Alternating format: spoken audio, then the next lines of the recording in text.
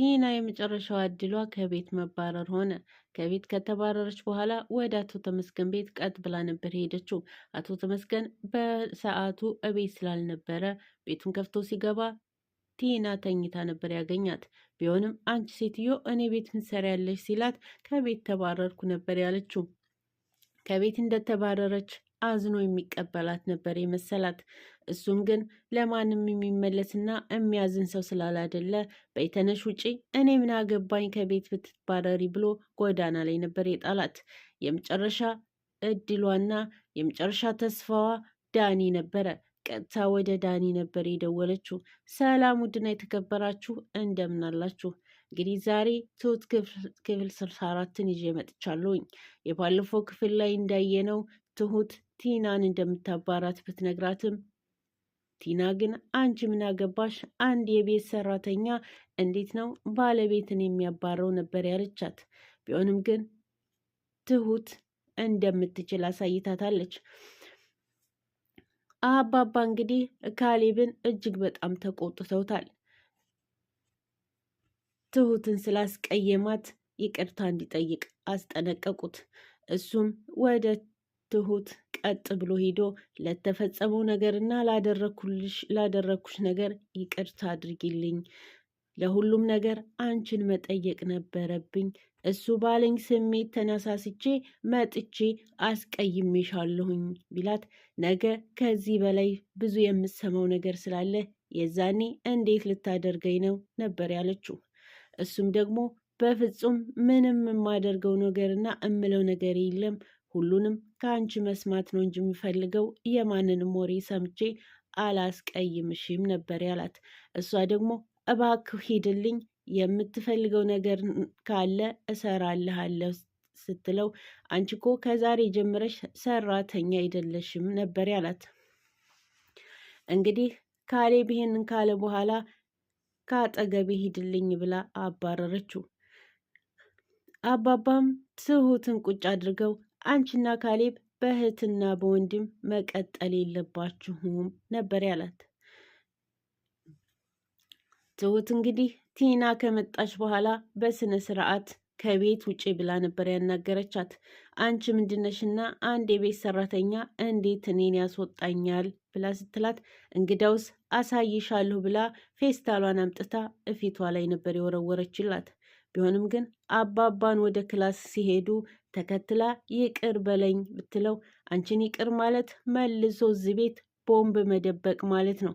ስለዚህ ምንም ይቅርታ አያስፈልገውም። ብዙ ጊዜ ይቅር ስንልሽ እንደ ጅል ቆጥረሽን ብዙ የሞት ድግሶች ደግሰሽልን ነበረ። ስለዚህ አሁን ጥሩና መልካም ነገሩ በስነ ስርዓት ከቤት ብትወጭ ነው ሲላት አልወጣም ስትለው ትሁት ትመጣና ገፍትራ ካስወጣቻት በኋላ ከኪሷ እያወጣች አንድ ሁለት ብላ ልብሷን እየቆጠረች ሰጠቻት። ቀጥ ብላ ወደ ተመስገን ቤት ነበር ሄደችው። በሰዓቱ አቶ ተመስገን ቤት ስለሌለ ቀጥ ብላ እያለቀሰች ከዛ በኋላ እንቅልፍ ነገር ሼለብ አድርጓት ተመስገን በሩን ከፍቶ ሲገባ ተኝታ ነበር ያገኛት።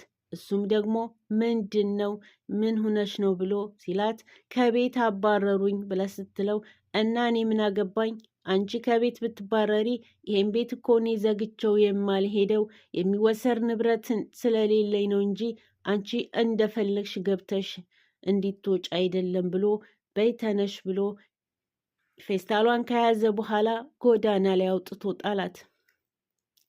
አባባና እንግዲህ ዳኒ ተገናኝተው ኤዱ እንደተቀየረችበትና ኤደን ሁሉን ነገር የምታመዛዝነው ከካሌብ ጋር ነውና ስለ ስራ ሲወራ ካሌብን ታነሳለች፣ ስለ ገቢ ሲወራ ካሌብን ታነሳለች።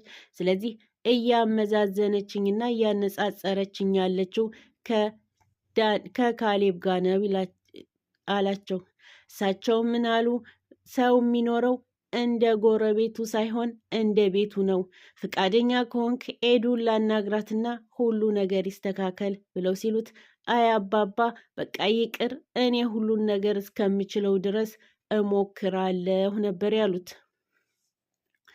ከዛ በኋላ እቤት ከሄዱ በኋላ ፈርሰስ ብለው ከነባቸው ላይ እንደተቀመጡ ካሌብ ልጃቸው መጥቶ አባቴ ዛሬ እንደ ቤትህ ዘና ብለህ ተቀምጠሃል ሲላቸው፣ አዎ ዛሬ እኮ ትልቅ ሸክም ተገላገልን አለ።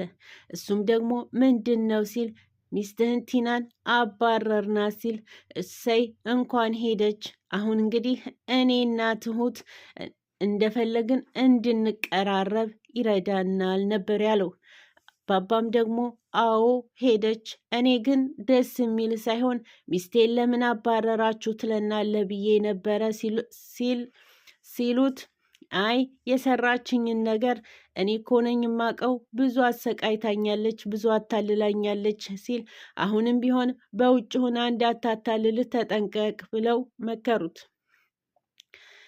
ካሌብ እሺ ብሎ ከቤት ከወጣ በኋላ ሻይ ቡና ለማለት ካፌ ከገባ በኋላ ቀጥታ ወደ ዳኒ ነበረ የደወለው። ዳኒ ጋር ደውሎ በፍጥነት ማግኘት እንደሚፈልግ ነገረውና ዳኒ እሺ ብሎ ከመጣ በኋላ ካሌብ ምንድን ነው አፋጥነህ የጠራኸኝ ሲለው መበቀል ስለፈለገ ብር ልረዳህ ነበር ያለው። ምን አይነት አስተሳሰብ ነው የምታስበው ብሎ በካሌብ ንግግር ዳኒ ተናዶ ሄደ። በኋላ እንደገና እዛው ቁጭ አለበት አባቱ ከመጡ በኋላ እሱም ዳኒን ተበቀልኩት ብር ልስጥህ ወይ ብያልኩት ሲል፣ እሳቸውም ልጅ ነህ ብዬ ለአንተ መናገሬ መቼ ነው አንተ ነፍስ የምታውቀው ሲሉት፣ ዳኒ እኮ በድሎኛል፣ የገዛ ሚስቴን አልጋዬ ላይ ይዞ ተኝቷል ብሎ ሲላቸው፣ እሱ ደግሞ እንዴ የማያጠፋ ማን አለ? ይቅርታ መጠየቅ ግን ትልቅ ነገር ነውና ዳኒ ተጸጽቶ እኛን መስሎ እየኖረ አይደለም ወይ ሲል፣ እሱ እንዳለ ሆኖ እኔ ግን አልረሳሁለትም ነበር ያሉት። አንተ ልጅ ምንድን ነው ነገርህ? ወደኋላ የተመለስክ ነገር ማበላሸት ነው ወይ ብለው ተናደው ጥለው ሲሄዱ ካሌብ ወደ ቤት ሂዶ ትሁትን ነበር የጠየቃት። ዳኒን እንደዚህ አደረግኩት ልክ አልሰራሁም ወይ ብሎ ሲል፣ አዎ ልክ አልሰራህም፣ ዳኒ እኮ ተጸጽቶ ቢያንስ ለአባባ ህይወት መኖር እስካሁን ድረስ የእሱ እጅ አለበትና ስለዚህ ጥሩ ነገር አልሰራህም ብላ ስትለው እሺ ብሎ ቀጥ ብሎ ነበር የሄደው። እንግዲህ ቲና ዳኒ ጋር ደውላ እንዲረዳት ከጠየቀችው በኋላ እሱም መጥቶ ሲያያት ጎዳና ላይ ልብሷን ይዛ ተቀምጣለች። ምን ሆነሽ ነው ብሎ ሲላት ከቤት አባረሩኝ ነበር ያለችው። እና በክብር እንዲሸኙሽ ትፈልጊያለሽ ወይ? አዋርደው ነው ያባረሩኝ ስትለው በክብር እንዲሸኙሽ ትፈልጊያለሽ ወይ ነበር ያላት። ለአንተ ብዬ ነው፣ አንተ ጋር ሆነን ብዙ ወንጀል ሰርተናል ስትለው እሱ ድሮ ነበር፣ አሁን ወደኋላ መመለስ አልፈልግም፣ ግን ጎዳና ላይ ስትወድቂ ማየት አልፈልግም ነበር ያላት። ከዛ በኋላ ወደ ቤት ይዟት እየሄደ መካከል መንገድ ላይ መጣሁኝ ብላ ነበረ ጥላው የሄደችው። ከዛ አባባን ሰፈር ላይ ካገኘች በኋላ እንዴት እንዲታረጋለህ አባረርከኝ አይደሎች ስትለው አዎ ነበር ያላት። እኔ ተስፋ የምቆርጥ መስሎ ከሆነ ተሳስተሃል ነበር ጥያቄዋ። አንቺና ሰይጣን የሚያመሳስላችሁ ነገር ቢኖር ተስፋ አትቆርጡም፣ ግን መቼም ቢሆን አይሳካላችሁም።